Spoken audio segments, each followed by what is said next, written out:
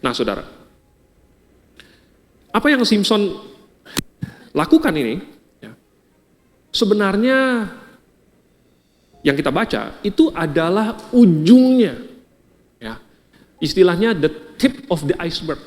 Kalau es itu fenomena gunung es, yang kelihatan hanya bagian 10% paling atas.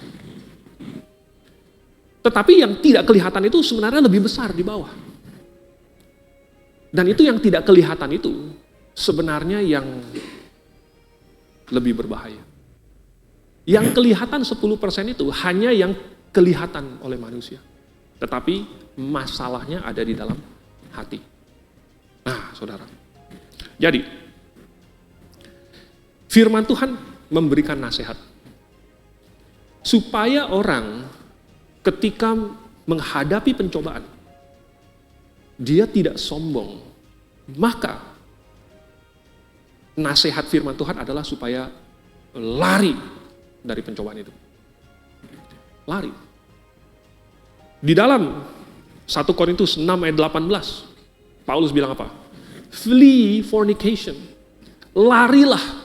Terjemahan ITB itu jauhilah perzinahan. Disuruh berlari. Bukan disuruh, ayo berdiri, gitu ya, berdiri, tahan. Enggak, disuruh lari. Apa itu? Perzinahan. Perzinahan itu adalah segala sesuatu yang porno, ya, yang tidak senonoh, yang tidak kudus. Itu semua sangat-sangat banyak di zaman sekarang ini. Di dunia yang sekarang, kita dibombardir oleh dunia ini. Oleh hal-hal yang jorok, oleh hal-hal yang tidak pantas. Tetapi, nasihat firman Tuhan, lari. Bagaimana cara larinya? Sedangkan godaan itu datang menghampiri kita. Maka kita harus bisa memblokir. Maka kita harus bilang, saya tidak mau. Saya mau singkirkan, saya mau jauhkan. Kalau ada teman yang membawanya, saya tidak mau ikut. Saya tidak mau melihat, saya tidak mau mendengarkan. Jangan bicarakan itu di depan saya. Jangan ajak-ajak saya mau lari. Nafsu orang muda, penyembahan berhala, larilah, jauhilah itu. Coba kita buka 1 Korintus, pasal yang ke-10. Ayat yang ke-12.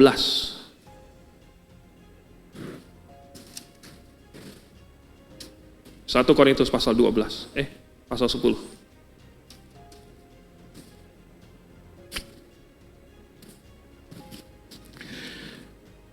Ada satu ayat yang seharusnya Simpson perhatikan. Cuman waktu Simpson hidup, belum tertulis. Sebab itu siapa yang menyangka bahwa ia teguh berdiri, hati-hatilah supaya ia jangan jatuh. Jadi, karena dia melakukan pekerjaan-pekerjaan hebat, karena dia merasa kuat, ilusi bahwa dia mampu mengatasi pencobaan, membuat Simpson tidak menghindari, tetapi malah menantang pencobaan itu. Seolah-olah dia berkata, ayo datanglah, saya bisa mengalahkannya. Tetapi, nasihat firman Tuhan, sebab itu siapa yang menyangka bahwa ia teguh berdiri, hati-hatilah supaya ia jangan jatuh. Bukankah ini yang terjadi kepada Petrus? Ketika Tuhan Yesus menegur dia malah bilang apa? Enggak, sekalipun semua murid yang lain meninggalkan kau, aku tidak akan. Aku rela masuk penjara, aku rela mati bersama dengan kau. Kesombongan itulah yang membuat Petrus akhirnya tidak siap. Akhirnya dia jatuh ke dalam pencobaan.